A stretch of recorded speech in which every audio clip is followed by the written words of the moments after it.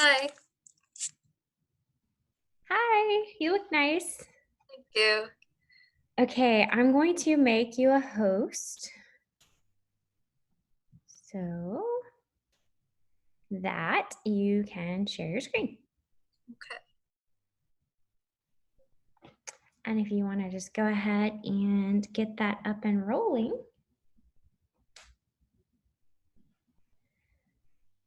I have a new puppy. I'm trying to figure out where he is right now.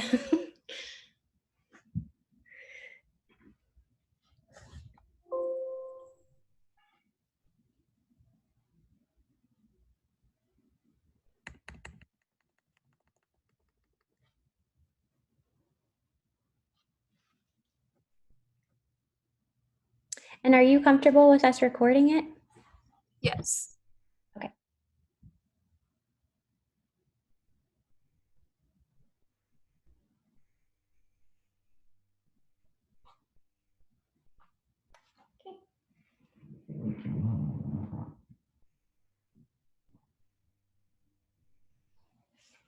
Percy says good luck. That's my mom. Oh no, this is my dog. Can you see him? Oh. Hi.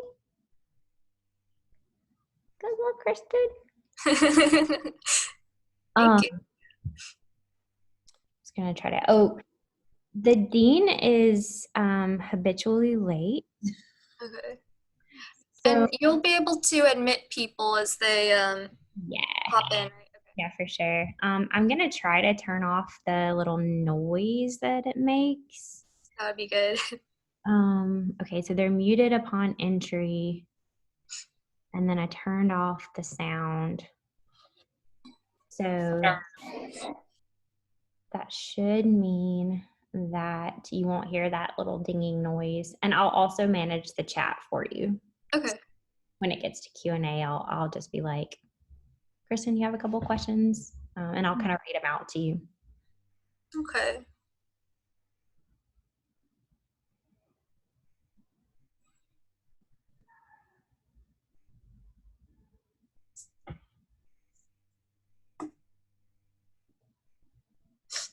And how do you say your last name? It's Coutinho.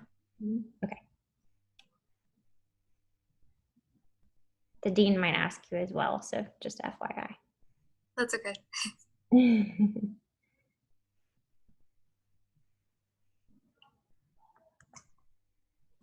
Any other questions for me? Are you good to go?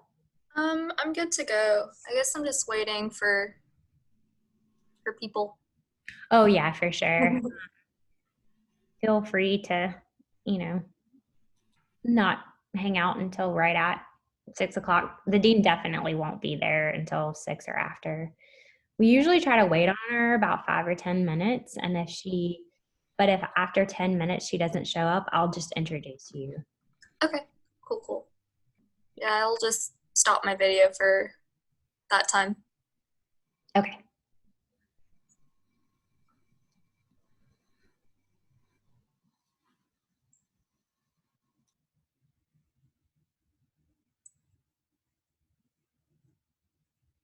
Hi, Dr. Fernandez.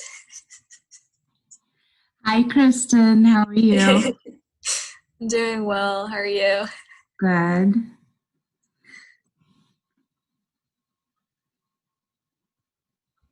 I lied, Kristen. The dean is already here.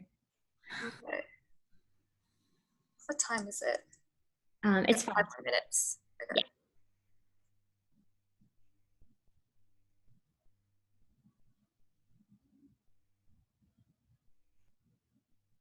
And Kristen, did you decide to do the poll or not do the poll? I'm not going to do the poll, but yeah, not going to do the poll. Yeah, that might be a little bit much. Hi, Kay. Hi, Dean McMahon. Hi. How are you? Kristen. Good. How are you? Good. I'll let Kristen pronounce her last name for you. Yeah, it's Coutinho. Oh gosh, I would not have said that right. That's okay. I would have said Coutinho. Yeah, because that's, yeah. Well, thank you for doing this tonight. It's super exciting. Thank you. So who's your research mentor, Kristen? My research mentor is Dr. Connie Cortez. Oh, awesome. Mhm. She's awesome. Is she gonna listen tonight? I think she is. I think we're gonna have the Cortez lab swarm. Good. That's awesome. I look forward to the day when we can have these in person again at the lumbar. Mm-hmm. Right now it's so cool because I'm seeing all my family and friends tune in from Georgia. Well, I know. Okay, so that is a huge benefit of Zoom. And, we've had people all over the globe who have tuned in to Discoveries. So I think, Sarah, we need to figure out how we can do that and be in person. Yeah. So Dean McMahon, Kristen actually went to undergrad at the school where I taught before UAB. Oh, wow. Did you know one another? No, but apparently we were there at the same time. So we were both at Kennesaw State University, which is where Kristen got her undergrad, and I taught. Wow. That's awesome. Small world. For sure.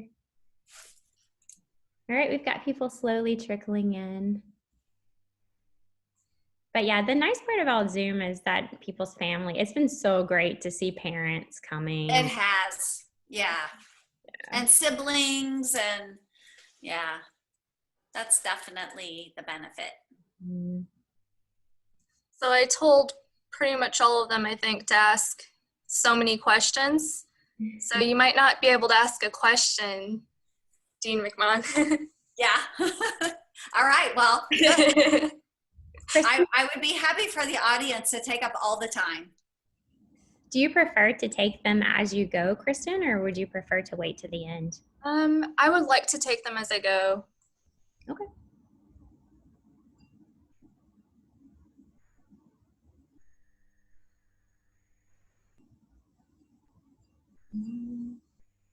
So, Kristen, what year are you?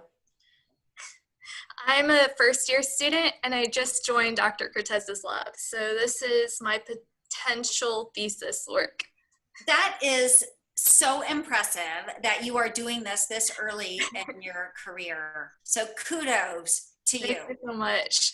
And so we will expect you to, maybe make this an annual thing so you can update your audience. Oh yeah, definitely. I like the outreach aspect of it where anyone can understand the science that I'm doing. It's so important. And I don't know if you remember me talking about this probably when you interviewed with GBS, but it's such a passion of mine and just a sense of responsibility that we have to do this. And so part of the training for our students must be this, in my opinion. Mm-hmm. And when we first started Discoveries in the Making, we were going to a local coffee shop on Sunday afternoons, and we were going to local public libraries. And it would be nice to be in those venues as well, because the audience is very different in those venues. It just takes a lot of coordination to be at a bunch of different places. I would love to have Discoveries in the Making every Tuesday night and not just once a month. And, maybe, we were doing it twice a month when we first started. And then we changed venues. We changed venues a couple of times. And the reason why we landed at the lumbar is because we, were thinking about Pints of Science that's in local brew pubs in the UK. Mm-hmm. And we also thought it would just help us to reach a different audience, people that are just out after work having a beer. And so it would just be random people. We first started at Cahaba. No, not at Cahaba, at Ghost Train. Okay. And Ghost Train was so welcoming to us. They turned off all their music. They just let us, monopolize the entire place, which isn't very big, but they were so into it and so supportive. And then we kind of outgrew that space. And then Riley Hightower's father would come all the time as he was planning the lumbar. So he was at Discoveries in the Making at Ghost Train, and he on purpose put the equipment in the lumbar so that we could move Discoveries to the lumbar. Oh, okay. I love everything about this. Yeah, well, great. Yeah, we've got about 14 people here, so yeah. And we're at 6:02, so we might as well get started. Okay. So good. I'm going to just say a few words about Discoveries for those who haven't attended, and maybe many of you, this is your first time attending a Discoveries in the Making, and I suppose you were listening to my conversation with Kristen. So I'm Lori McMahon. I'm the Dean of the Graduate School at UAB, and my background is neuroscience. So my research lab is in the School of Medicine. I've been at UAB almost 23 years, and I've always had a passion for taking our science to the community. The knowledge that we're generating every day in our research labs at UAB must be shared, in my opinion. And we are doing our research, our discoveries with funding. And sometimes funding is from the National Institute of Health, sometimes it's from the National Science Foundation, sometimes it's from the Department of Education. So we at UAB have research in every discipline on our campus.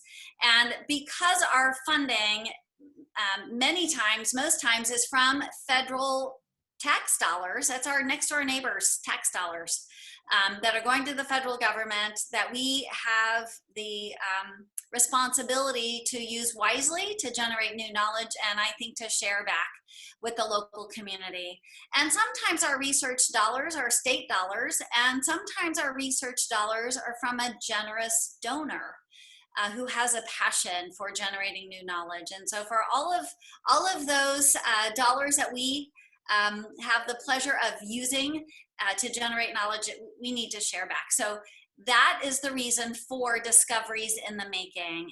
And when Discoveries in the Making was started, I'm going to say about 5 years ago. I've been dean almost 6 years, and I started this soon after I became dean of the graduate school.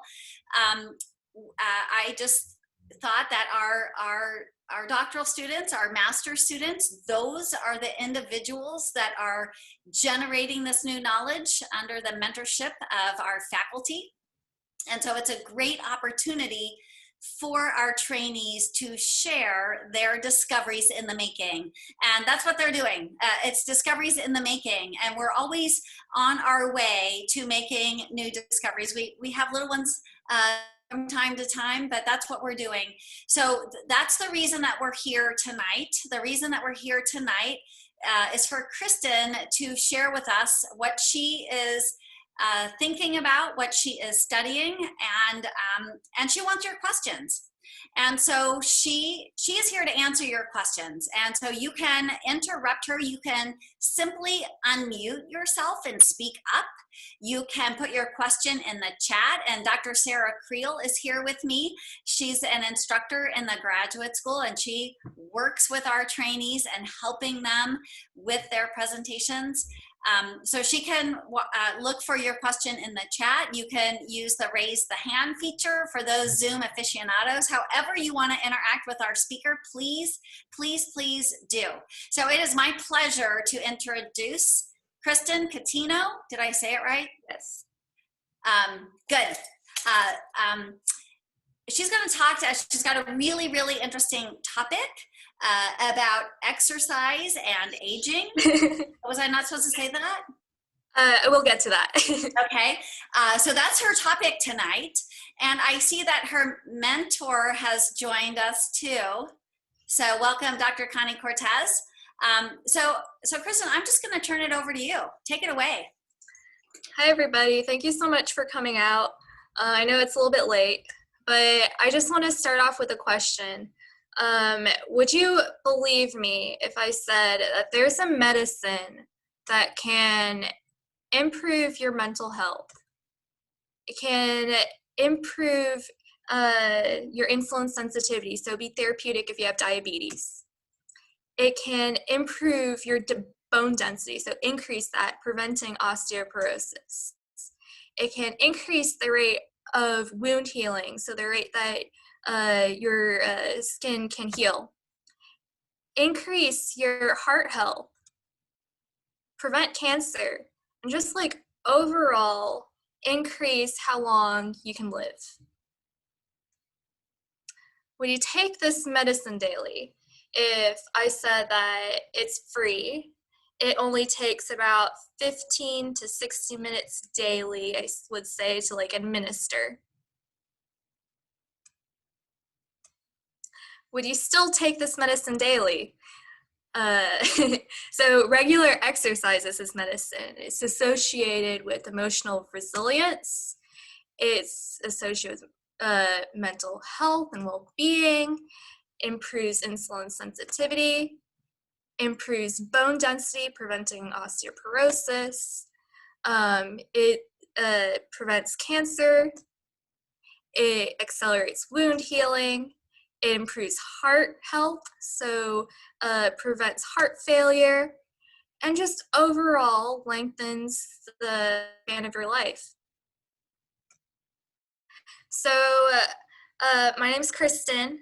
I am currently at UAB, and I'm in the PhD program, the Genetics, Genomics, Bioinformatics PhD program in the Graduate Biomedical Sciences. I am a first-year student, and I recently joined Dr. Connie Cortez's lab. The entire lab really is working to find a way to mimic exercise as an aging disease therapy. And so we work really well together as a team. And so in a team, we have different components, right? So certain parts of our team have different perspectives. So there's a part of our team that works primarily on brain-centric, so how exercise impacts the brain. I'm mostly muscle-centric, so you're going to see me start off talking about exercise and how exercise builds the muscle. I'm going to talk about aging and the muscle, but also loop in a little bit about brain health. And I'm going to talk about this process. It sounds weird. It's called autophagy. You don't have to worry about it. I'm going to show you all about it. And then I'll talk about my research question. Okay, so exercise. What is exercise?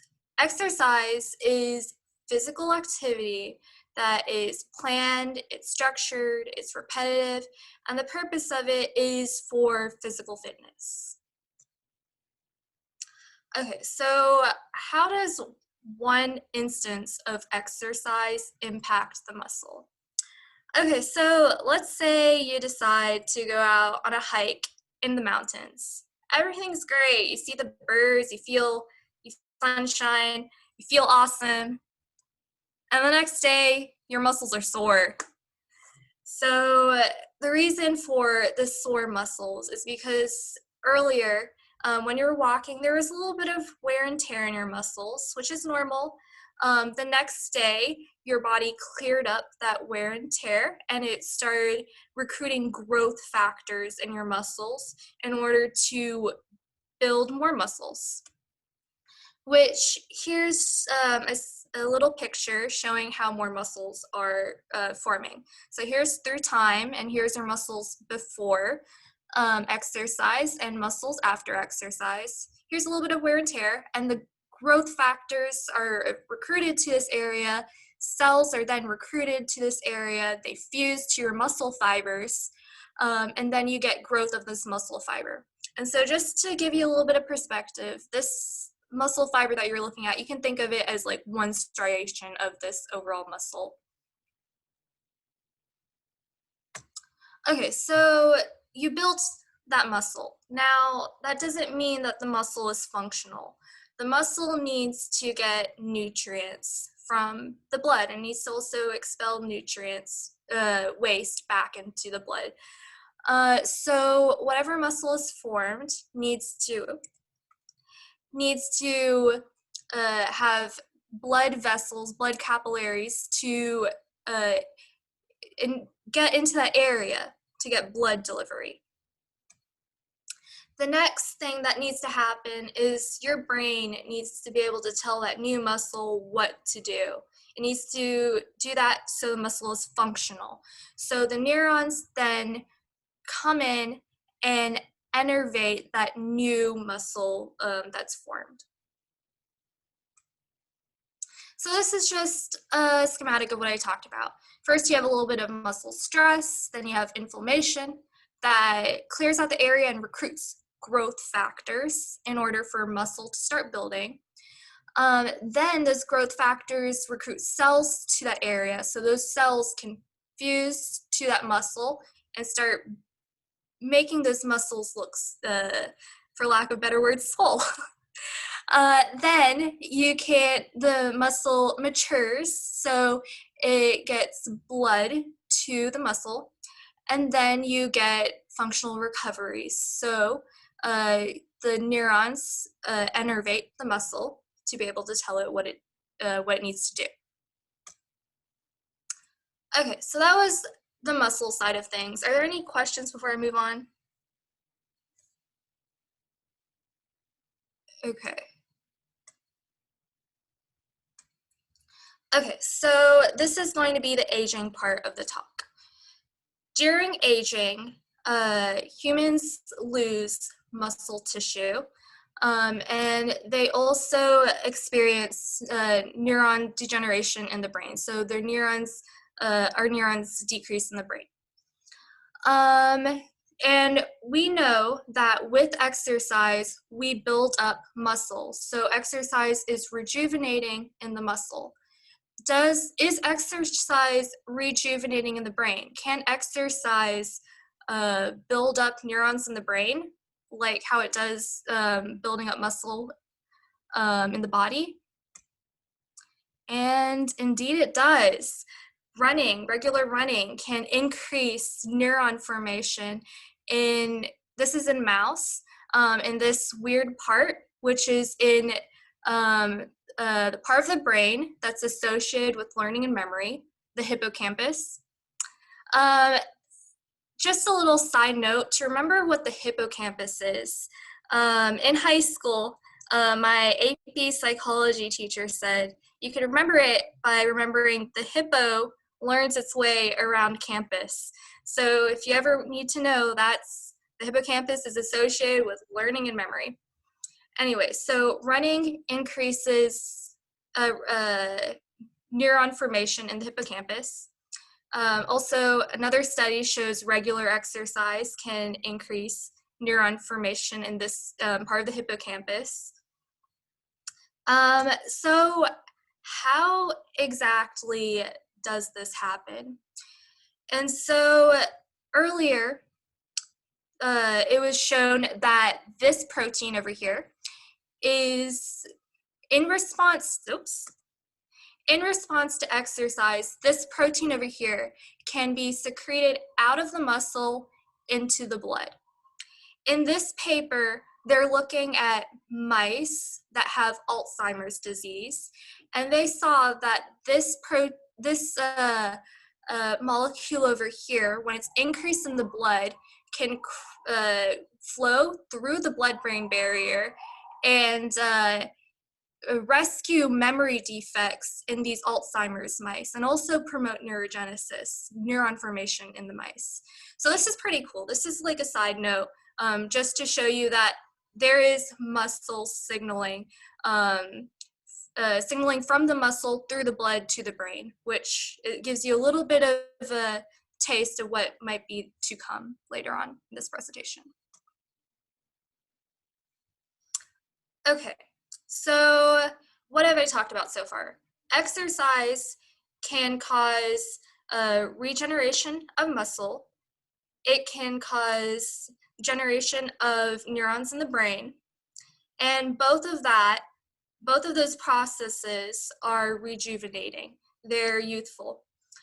And so this lab is about aging and how can we get people who cannot exercise, people who are in much pain, the benefits of exercise without them actually having to exercise. So we need to see what's a common process, in exercise and its benefits to the muscle, and exercise and its benefits to the brain. This common process that we saw is autophagy. Exercise causes this process in the whole body. What is autophagy? Autophagy is your body's way to respond to stress. So say your body has toxic, just accumulated toxins, accumulation of molecules that are not functional. Autophagy will sense those toxins. It will find it and it will degrade it. So exercise causes autophagy in the muscles. It has been shown to promote muscle growth. And so just to help you remember, when you exercise, you have a little bit of wear and tear on your muscles. Autophagy comes in to save the day, to degrade that wear and tear, to make way for more cells to fuse to your muscle fibers to grow your muscle fibers. So it has been autophagy has been shown to be critical in muscle formation. Okay, so autophagy is also critical in the brain.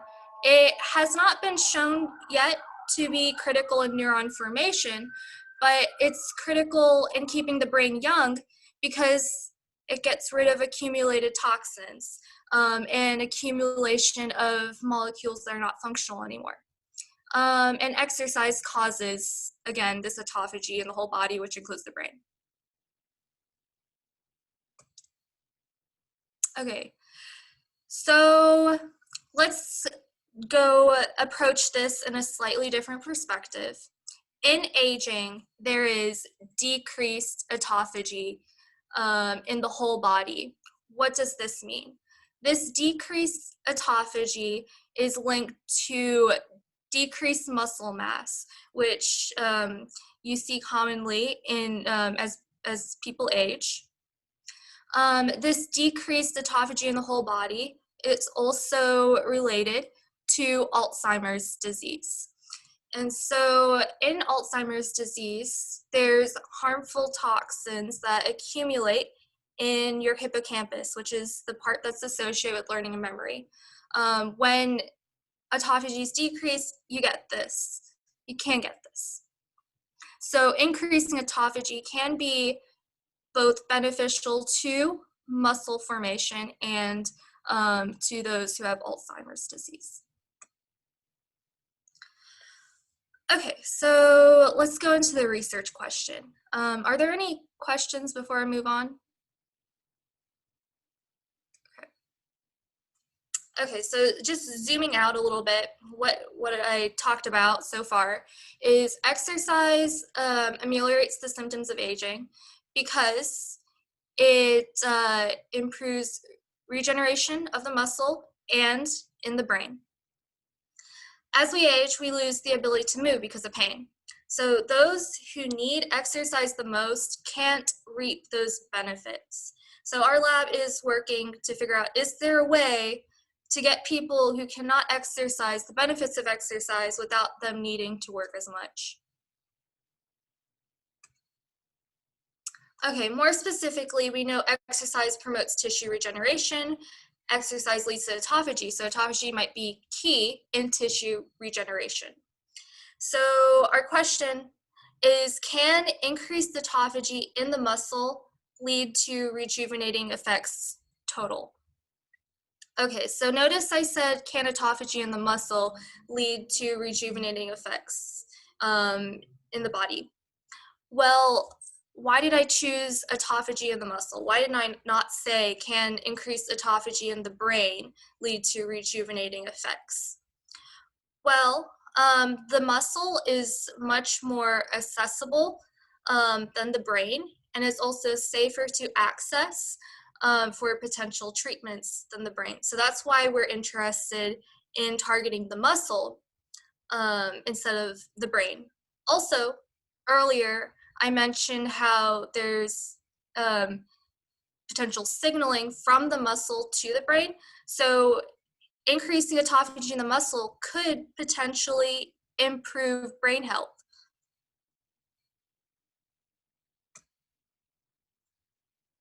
Okay, so our lab has a mouse that is genetically modified to have increased autophagy in the skeletal muscle. So this would be what you call our exercise state mouse. My job is to characterize the muscles between normal mice, characterize normal mice to mice with increased autophagy in the muscle. My hopes is to see a difference molecularly, functionally, and also when I look at these muscles under the microscope, hopefully morphologically. Then I want to see, are there differences between these mice for potential factors that could be secreted out of muscles to the blood? The reason for that is for me to see, is there a potential for the muscles to signal to the brain? And is there a difference between normal mice and mice with increased autophagy in the muscles? Okay, the next thing that I'm gonna test are these muscles to for these mice to form muscles. And so in exercise, essentially for the muscles, the exercise helps regenerate muscles, right? So over here, I will subject both of these mice to a little bit of muscle injury, and then I will characterize how this heals molecularly, functionally, and also under the microscope, so morphologically. I would hope that this mouse heals faster heals faster than this mouse, considering that it's the exercise state mouse. Okay, so just to bring everything back full circle, considering that this is what we call our exercise state mouse, I will put both of these mice through an exercise treatment. And I would hope that this normal mouse that underwent exercise, its muscles would look a lot like this mouse that has autophagy in the muscles that did not undergo any exercise. But things are always a little bit more complicated than that in science. So this will take a little bit of time. So the take-home messages is that this potential for treatments with exercise mimetics probably won't come out anytime soon. So today's always a good day to exercise, to reap the benefits of exercise while we can. There's no need to focus on body image because, as I said before, exercise helps in many invisible ways. So it can help in neuron formation in the part of your brain that's associated with learning and memory, which that's not part of body image. So might as well just exercise for fun. It's a great way to feel good today and to invest in a better tomorrow.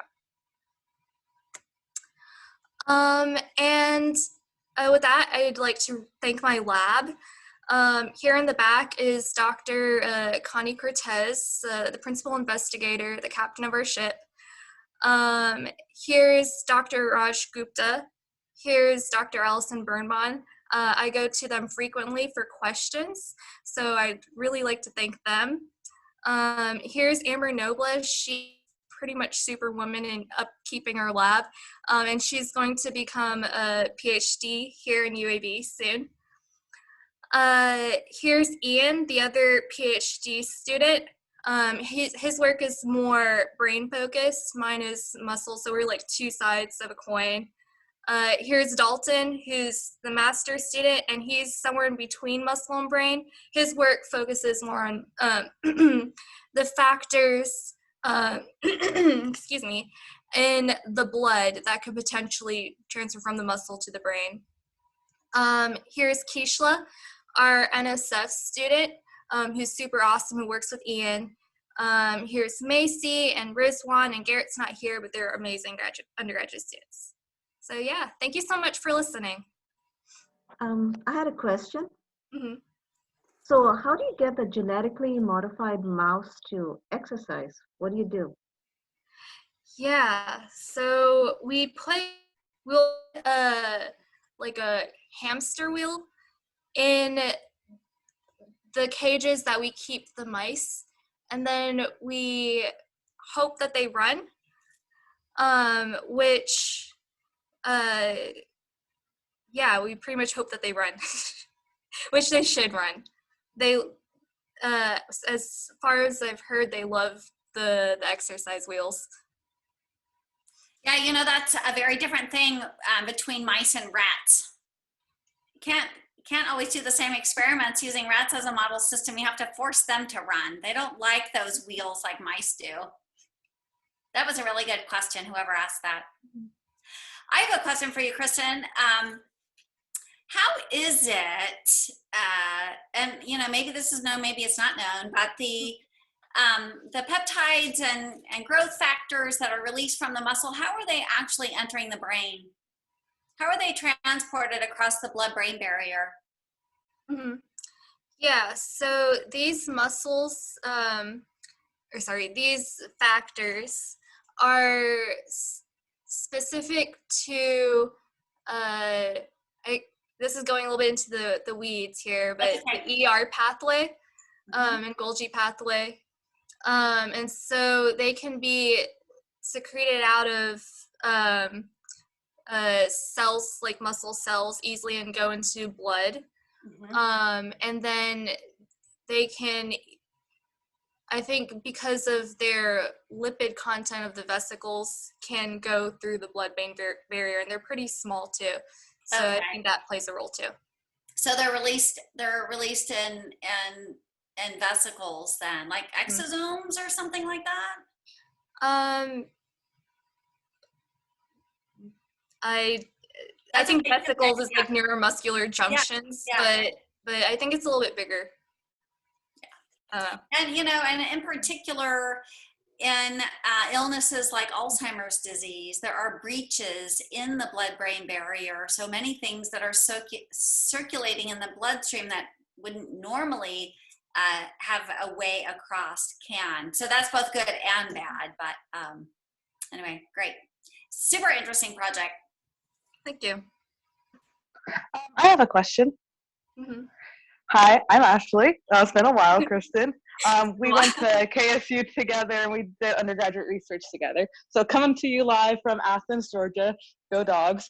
Anyways, my question for you is about the mice that are in a constant exercise state. Mm-hmm. I'm not really familiar with mice studies, but if they're in a constant exercise state, what are their chances for longevity? Like, will they die because they're in this constant exercise state sooner than you would expect? And then also, I guess, calorie-wise or body temperature, would you expect them to be running a fever pretty much constantly? So it does not look like they're running a fever constantly. They look pretty happy in their cages. With the constant exercise state, they're more susceptible to glucose utilization and like energy utilization. Mm-hmm. And so it does impact their health overall. So like, I think they can eat less. I'm not sure about it, but I think they can eat less and they get more nutrients.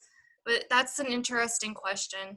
Like if they get more nutrients, then that might from less food, but they eat the same amount of food, like that might decrease their longevity. So those are all very interesting questions that I will keep in the back of my mind. Kristen, you also have a couple in the chat. The first, I think that you haven't answered yet, is what role does age play in the exercise regenerative process?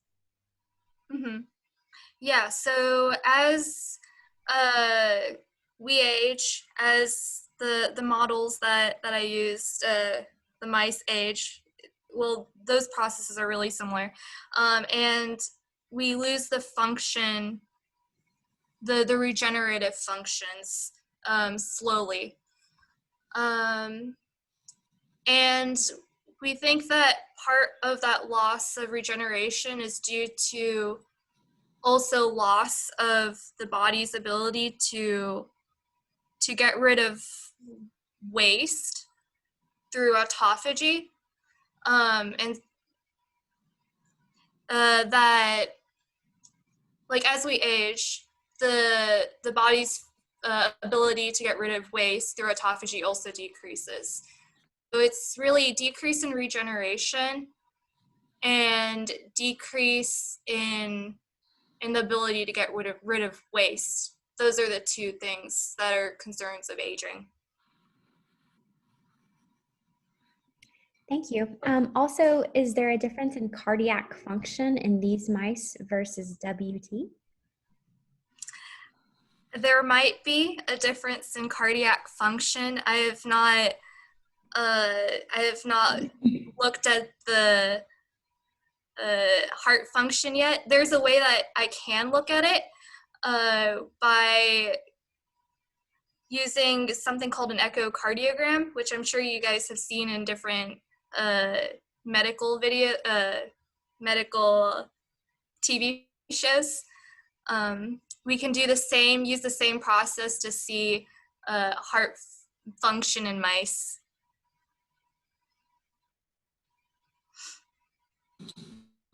Kristen, great job on your presentation. I had a question that was kind of follow up to someone else's question. So, everything in balance, right? So exercise in balance too. Everybody knows, if you can damage your muscles, but also create a lot of oxidative stress. So you have so many radicals.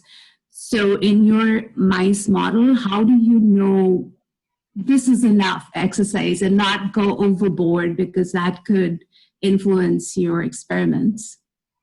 Mm-hmm. So I could look at different protein levels, different molecule levels in these mice and the different pathways that are activated. And if there are more, I guess, inflammatory pathways and pathways associated with reactive oxygen species that's activated in these mice, then I would want to figure out a way to control this more in the muscle. So like be able to turn on the expression, turn off the expression. But right now we're just characterizing for like regeneration. So like this constant exercise state is not going to be used for like potential treatments down the road. It's just really for characterization purposes. Kristen, how will you be measuring the amount of time that they do exercise? Would you be measuring exact amount of times, keeping a log of that, the amount of exercise in terms of time, as well as how hard the exercise is? Is it just running for that much time, for a certain amount of time?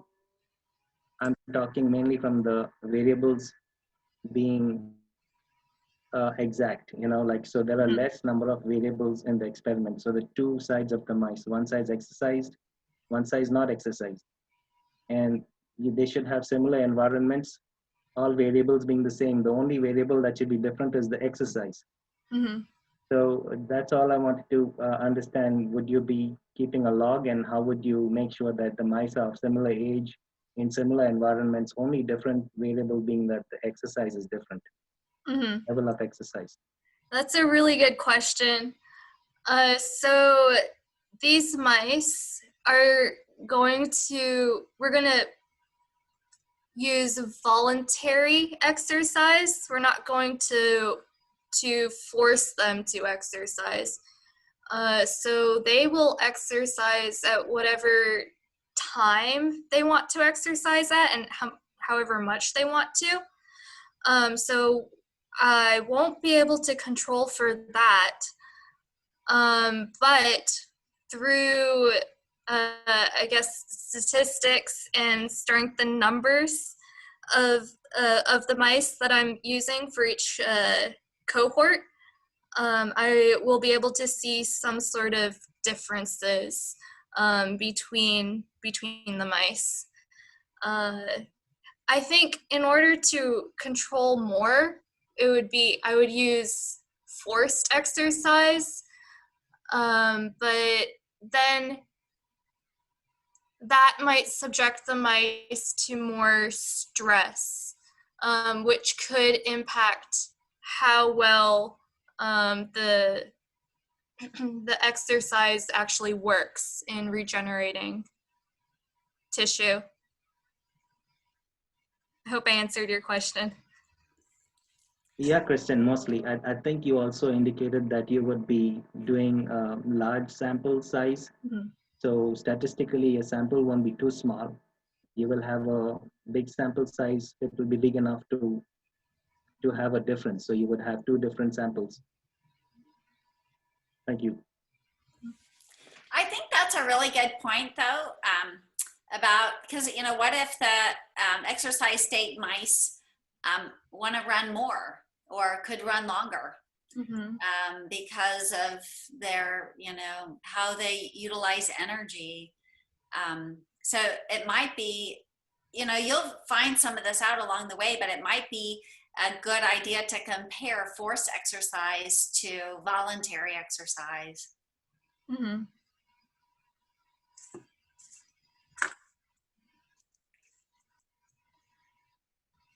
And, you know, a great thing about this is the translation to humans, right? If you can find some molecules to target, it would be great.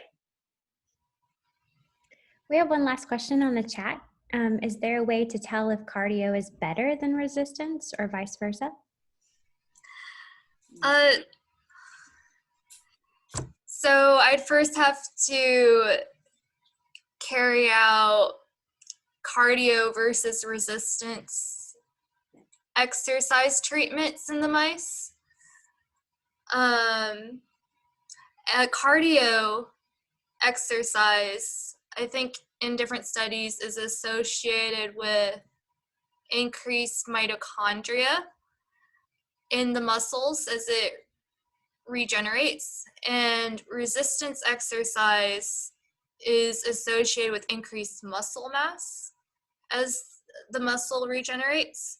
And then the question is there a way to characterize the difference with those different treatments? I guess I could test for mitochondria functionality in both treatments if I were to carry that out, and also somehow test for muscle mass differences in both treatments. So maybe, I don't know, maybe weighing the muscles, like literally seeing how much muscles were before and after exercise treatments. Yeah. Kristen, could you measure the autophagy between the two, like resistance versus, because that would give you a little more direct answer between resistance and cardio? So I could look at different molecules and their like if those molecules are activated that are associated with autophagy, and how many of those molecules are activated that are associated with autophagy. Yeah, could do that.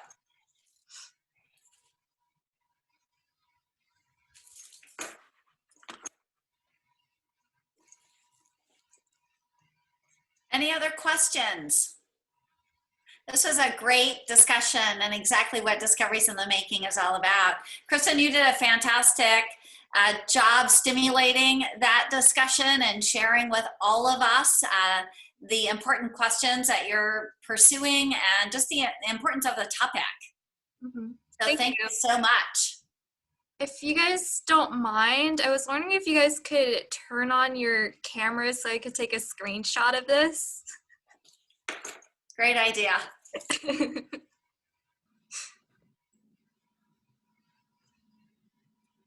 It's so exciting to like see all of my friends and family in one place. Well, and we're so happy they tuned in. And really, Kristen, you need to come back and do this again next year so that we can follow the story. And hopefully next year you can do it in person and on Zoom simultaneously for those out of town guests. Okay, I think this is it. So I'm gonna say, oh wait, 1, 2, 3, cheese. And new. And you guys can stop smiling. I got you guys captured on the screenshot. Great job, Kristen. Can't wait for your next update. Thank Yeah, you. me either. Thanks for all your questions tonight, everyone. Great discussion. Thanks, everyone. Thanks. Have a nice night. Bye. Bye. Thank you.